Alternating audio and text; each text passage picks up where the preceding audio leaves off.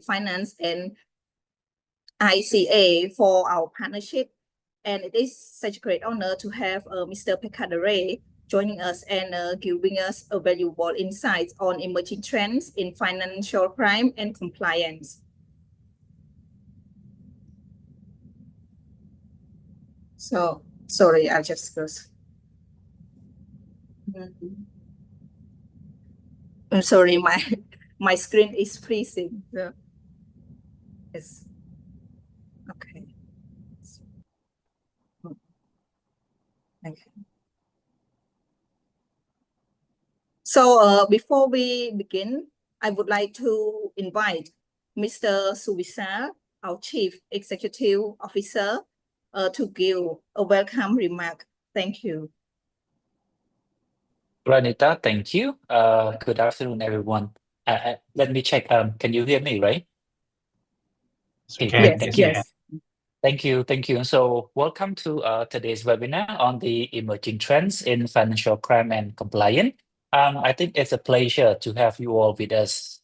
First, I'd like to thank our esteemed guest speaker, Mr. Pekka, the president of ICA, for joining us and sharing his valuable insight. We're honored to have you with us today.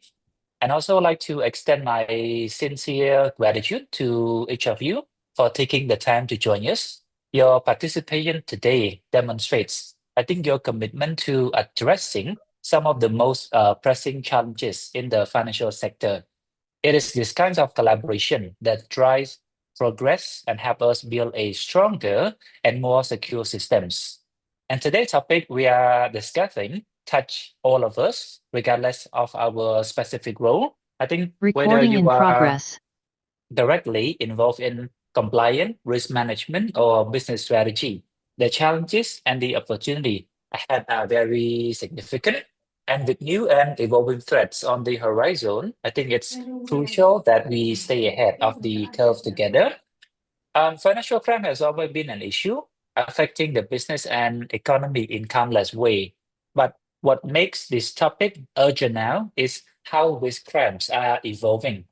Criminals are becoming more sophisticated, leveraging on the digital technologies, cryptocurrency, and also new financial tools to carry out their activity. And this advancement make things easier for criminals, but they also create challenges for compliant professionals like us, who must stay vigilant against this threat.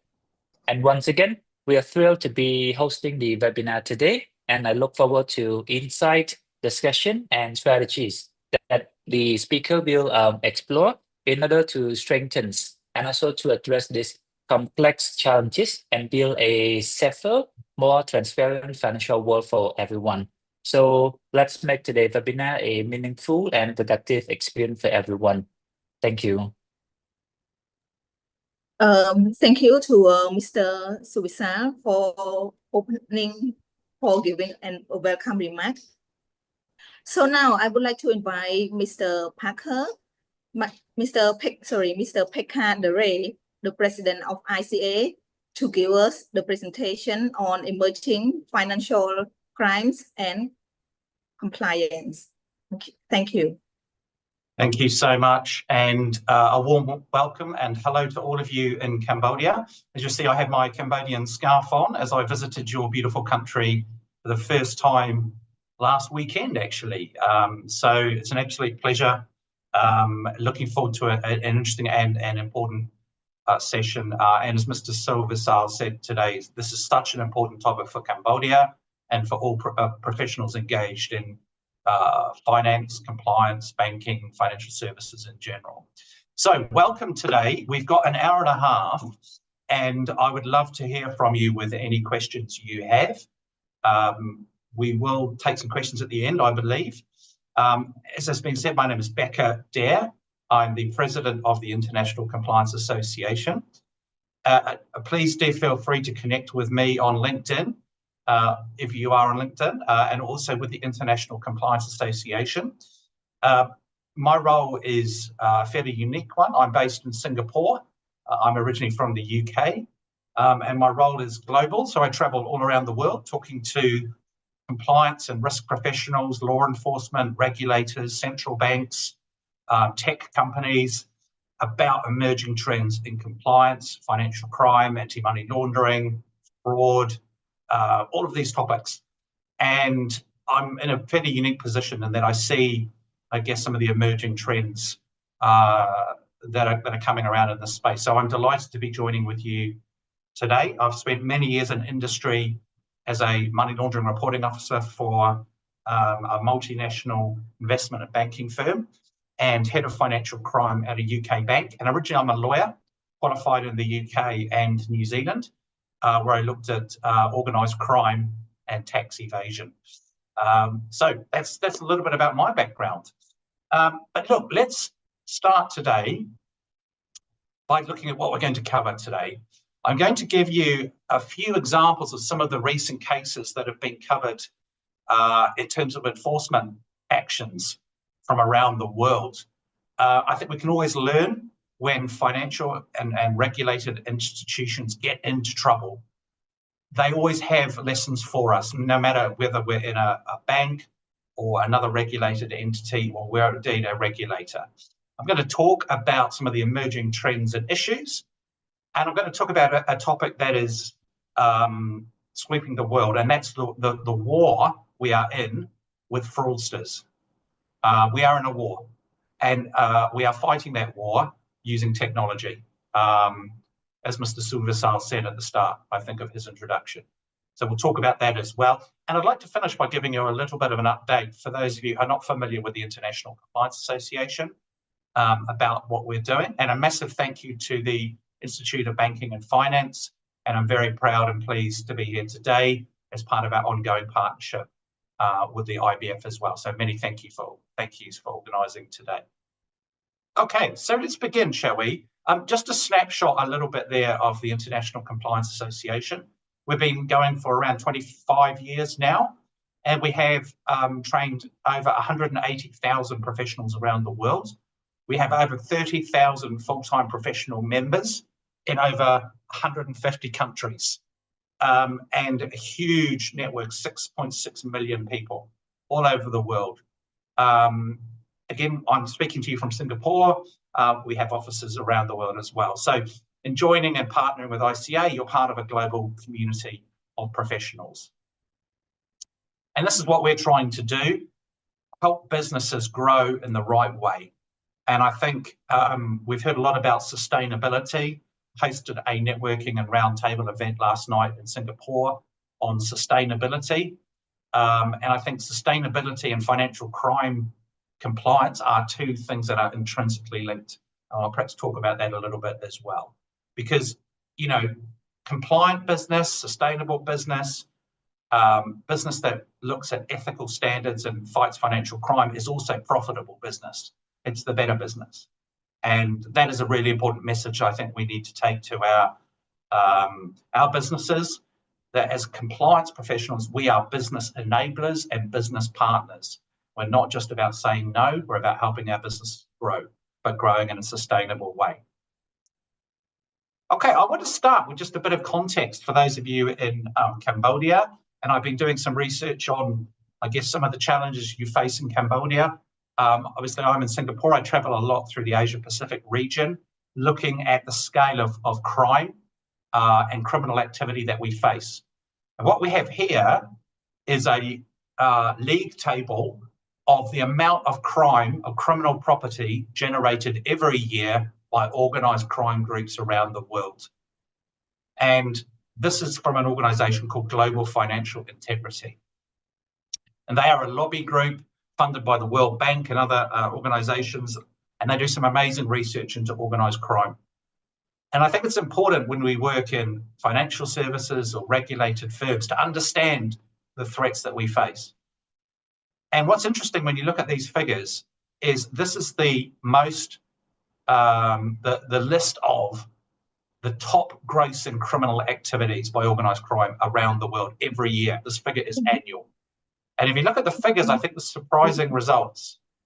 The number one generator for organised crime globally is not drugs, it's counterfeiting and piracy. Like, counterfeit goods are a huge global problem, huge global industry. And unfortunately, a lot of the people engaged in counterfeiting and piracy are also involved in some of the other activities on this list. Of course, drugs is a huge global problem. The estimates vary, but we're talking, around $600 billion per annum. Illegal logging, huge problem in Asia Pacific, as is human trafficking. Illegal mining, illegal fishing, again, big problems in the Asia Pacific region, and the illegal wildlife trade as well. Now, this list does not include fraud. It does not include bribery, corruption, or tax evasion. So if you add all of these figures together, I guess my question to you would be, where does all this money go? The money generated from these crimes has to go somewhere. And the answer is, it goes into every industry and every country around the world. Singapore, here where I am, we've had our biggest ever money laundering scandal last year, huge amounts of money. So I think no matter what industry or sector you are, you need to be aware that the scale of this criminal activity is a huge problem. And at the ICA, we help you understand how money is laundered, how criminals take all this vast amount of money and how they move that money around, how they conceal it. What you have here is a list or a diagram showing different money laundering techniques. And the size of the bubbles represent approximately globally the scale of money laundering through these different methodologies. So we have still the number one method of laundering money around the world is cash. And obviously, having visited Cambodia recently, I know cash is still a very important part of your economy. But number two, and very close behind, is trade. Some of you may here be involved with trade finance within the banking sector, documentary trade finance, but also what we call open account trading, where international trade takes part between two parties and there is concealment of the true value of goods, whether goods exist at all, or indeed the amount or quality of the goods. And it's a fantastic way to move value internationally. We see many, many other methods, alternative remittance systems such as Hawala and Hundi. There are variants of this around the world. And of course, virtual assets, cryptocurrency, the gambling industry, money service businesses, charities, high value goods. These are all vulnerable areas. So I want to give you a couple of recent cases that show how money laundering is evolving and how criminals adapt, and why we must always educate ourselves about the threats and the dangers. So again, I believe we will share with you a copy of these slides, so you will have a copy. But this gentleman, his name is Z Lee. Now, Z Lee was a joint US-Chinese national, and he married a Mexican US national. And together, they formulated a revolutionary money laundering technique that has transcended the world. It began in North America, but it has now moved to Europe and Asia. And I'm going to just explain to you how this money laundering scheme works, so you can get an idea of some of the sophistication of what we're facing. So this scheme was set up by Z Lee, and he approached drug cartels and he offered them a service. And the service was that he would send a courier, one of his low-level officers, who would meet with a drug cartel operative, and the drug cartels would hand over $350,000 in cash, approximately, in a bag, in a holdall. So this could be in a parking lot, it could be in an anonymous, restaurant somewhere. This is physical cash, okay? And the very same day, Z Lee had operatives in Mexico, and they would hand over the exact equivalent amount in Mexican pesos to the drug cartel, minus a very small commission, 2%. So that's he was making about $7,000 per bag of cash. And don't forget, we're talking about, millions of dollars every week going through the system, lots of these transactions. So that is much faster. The drug cartel have had their money laundered instantly almost. Not only that, but Zili guaranteed that if his couriers were intercepted and the cartel money was lost by the police or so forth, he guaranteed he would pay the money. So there was zero risk for the drug cartel. So this is incredibly quick, and actually 2% commission is extremely cheap for money laundering. So the drug cartels were very, very happy with this. Then, however, you will be aware, I'm sure many of you, about the currency restrictions in China. There are a lot of wealthy Chinese people, and we see a lot of Chinese money in Cambodia and here in Singapore, all through the region, who want to get money out of China but may find that difficult. So he would approach wealthy Chinese nationals and he would offer them the ability to buy the $350,000 from his courier in the US in cash. And they would often use this to buy property or put their kids through college in the US. And the wealthy Chinese would complete this trade by transferring the equivalent amount from their Chinese bank accounts in Chinese currency to a bank account controlled by Zili in China. But then he would ask for another commission of 10%, giving him another profit of $35,000 on that one bag of cash. I hope you're following this so far. But Zili didn't stop there. He used what are called mirror transactions. So he would sell the $350,000 in Chinese currency to a foreign company, often Mexican, that needed Chinese currency to buy goods in China. They wanted to export to the US or Mexico. And the company would pay Zili in US dollars or Mexican pesos, plus a fee, giving him another profit of $35,000. And this made it easier to evade customs or taxes, because they were buying the Chinese currency on the black market. So what's the end result? The drug money has been introduced into the legal economy in 3 different countries, and Zili has made a profit of $77,000 on that one bag of cash. Now, we know that law enforcement in the US have said that they've never seen an example where money laundering has been taken over by one organised crime group to this extent without a shot being fired. And it's made the drug cartels incredibly rich because they've got a very efficient and cheap money laundering system. And we have now started to see this technique being used in other jurisdictions. So I think it's just a message that stay curious, stay educated about how money laundering is evolving and how criminals work. I also want to talk to you about some recent enforcement cases, particularly in the world of banking. I'm sure we have many bankers on the call today. Some of you will be aware of probably the world's biggest money laundering scandal, which happened with Danske Bank in Scandinavia, Norway, particularly though Denmark, Sweden, and Estonia. I travel a lot to Scandinavia. I do a lot of training now with all these Scandinavian banks, and they have all had huge fines and invested hundreds and hundreds of millions of euros in anti-money laundering controls, because the scandal has hit many, many banks. And most recently, we've seen the ex-chief executive officer of Swedbank, Sweden's biggest bank, going to jail because she made misleading statements to the stock market that her bank was not involved in the money laundering scandal when it was. She knew, and they knew in Swedbank, because of a law firm's report, Clifford Chance, that $37 billion, euros rather, at high risk of money laundering had gone through their high risk accounts, mostly from Russia and ex-Soviet states, through very high risk accounts of non-resident customers in the Baltics, particularly Estonia.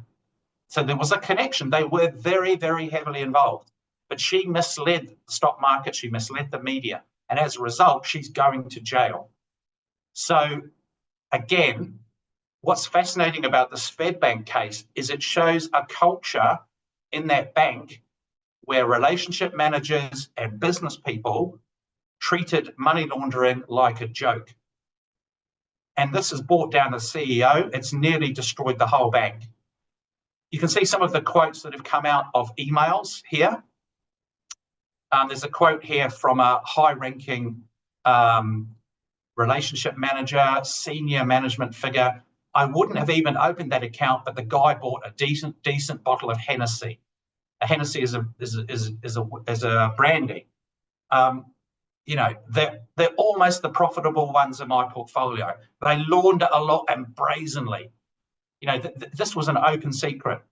So one of the challenges that we're all facing as compliance officers is to make sure that the culture of our business is ethical, and we know that dealing with money laundering and unethical business is not the way we operate in our organisation.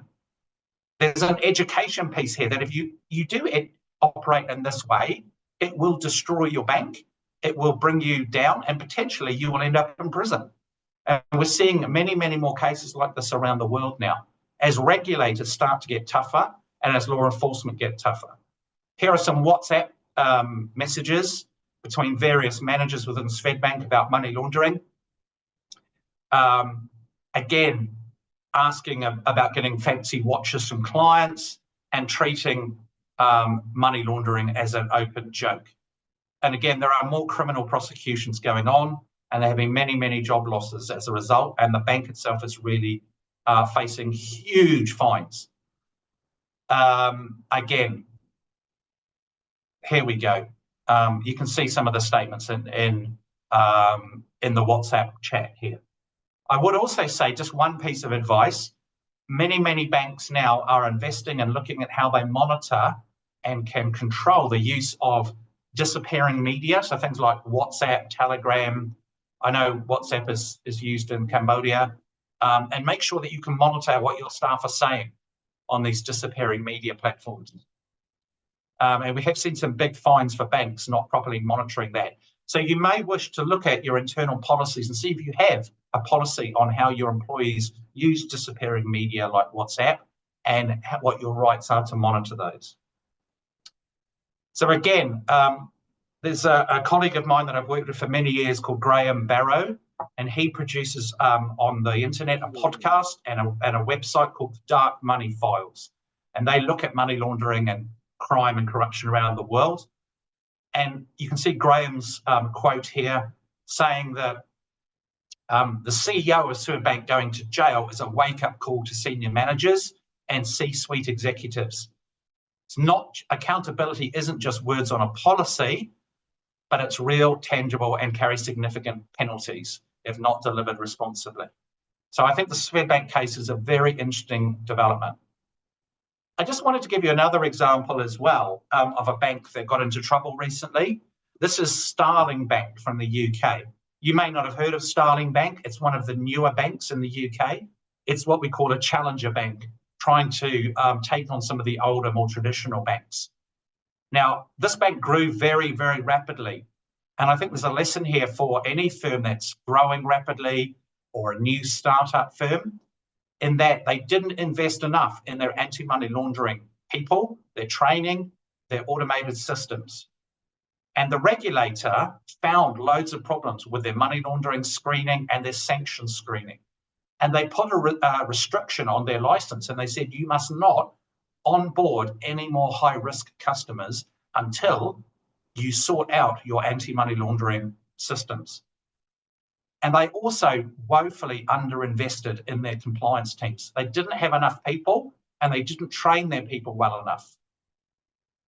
Now, unfortunately, after this restriction, they still onboarded thousands of high-risk customers in breach of their requirements. So again, as a result, a huge fine, and the chief executive had to apologise to the stock market. So again, very, very problematic for this bank. Okay, I also want to talk about some of the emerging trends around the world. Now, many of you here will be involved in anti-money laundering efforts, and I just want to give you an example from a European perspective of typically what makes up suspicious activity reporting, whether in many jurisdictions it's referred to as an STR, suspicious transaction report. In many, it's referred to as an SAR. Obviously, in Cambodia, you have your own FIU, Financial Intelligence Unit, that receives these reports. And here's just a snapshot for you of what makes up the majority of suspicious activity reports from the European Union. Just an interesting breakdown, really. And I think it's a useful comparison with what happens in Cambodia. You can see that cash is still the biggest reason, whether it's suspicious cash deposits or withdrawals, but also suspicious transactions or unusual behaviour. And I think it doesn't matter what industry you're in, we can see the trend is very much about understanding what's normal for your customers by segment. You know, what is normal for a student? What is normal for a middle-aged professional? What is normal for a high net worth individual who has multiple, property and commercial assets under management? You can see some other indicators. We know that high-risk countries, the use of front companies continues to be a concern. Virtually every major money laundering scandal involves front companies and shell companies. So a shell company is a company with no real physical presence. It exists largely on paper, and it's used as a funnel for money laundering and or to conceal beneficial ownership. So again, interesting breakdown. And I can send you I believe the links are available to this report as well. I've mentioned already trade-based money laundering. This is still a global risk, whether you're in Asia or whether you're in Middle East, whether you're in Europe, a huge problem.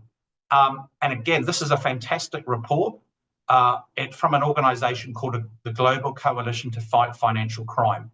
Now, this particular report focuses on the Middle East and North Africa, but for all of you who are interested in trade and money laundering, I would still highly recommend it. It doesn't matter that some of the cases are based in the Middle East, because many of the cases actually touch the Asia-Pacific region. And it explains how trade is used to launder money. There's a fascinating case study, particularly involving high-value goods and gold, and luxury goods going in and out of Dubai and the UAE.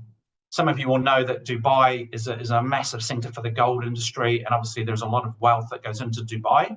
I travel there very often. You have gold vending machines in shopping malls. It's quite something. And we've seen these networks using high-value goods and gold to move money into these jurisdictions. So effectively, how it works in a nutshell is, by definition, with trade-based money laundering, you have to have collusion. So you have a seller in one country and you have a buyer in another country, okay?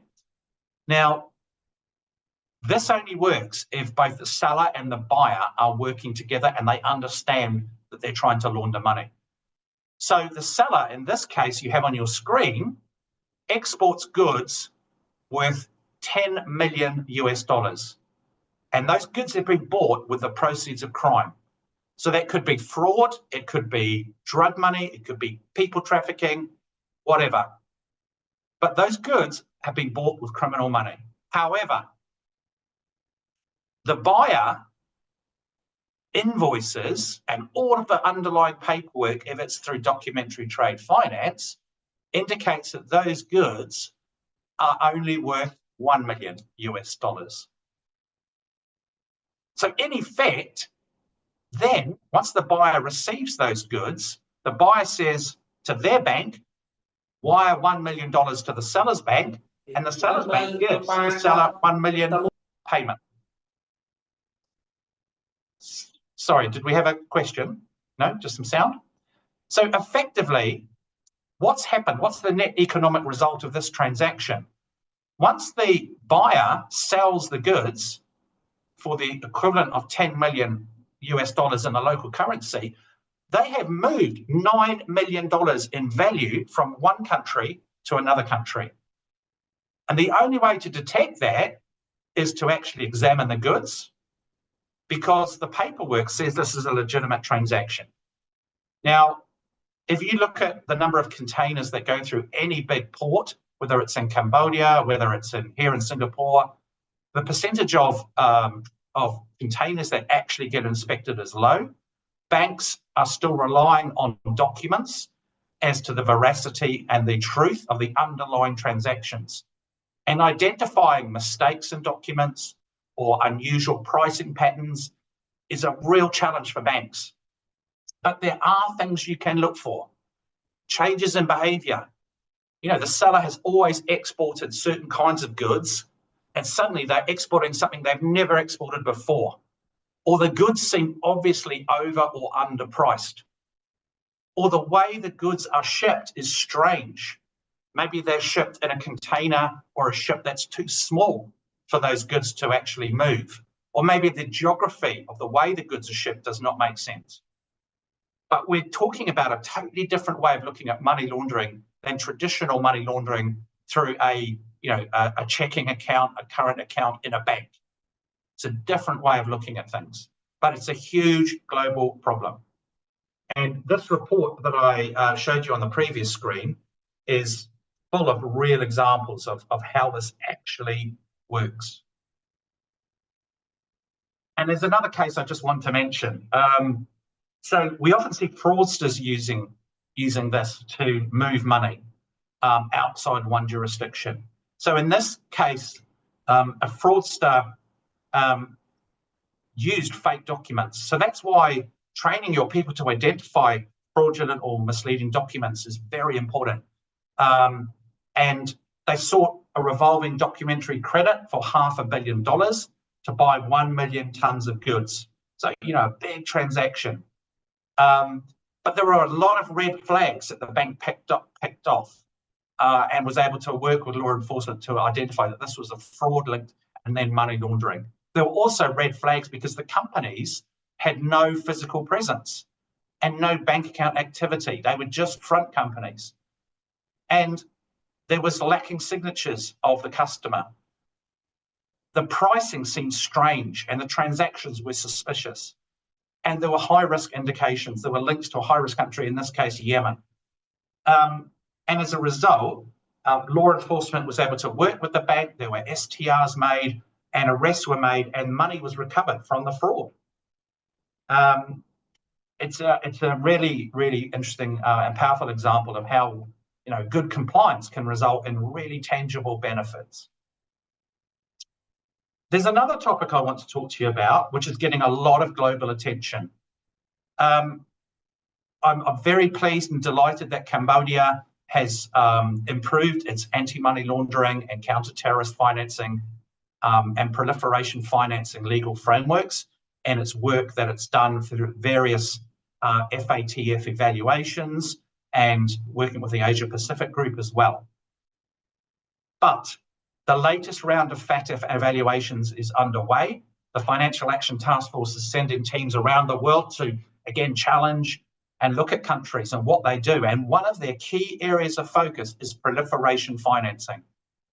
And the FATF standards, which many of you will be familiar with, have been amended. And they require that every regulated firm should have a risk assessment for their exposure to proliferation financing. And just to be clear, this is the financing of or the obtaining of technology or materials for the use of weapons of mass destruction, whether that's nuclear, chemical, biological, or missile delivery. And there is also a strong connection here with what we call dual-use goods, goods that can be used in legitimate manufacturing, but goods that also have a military application.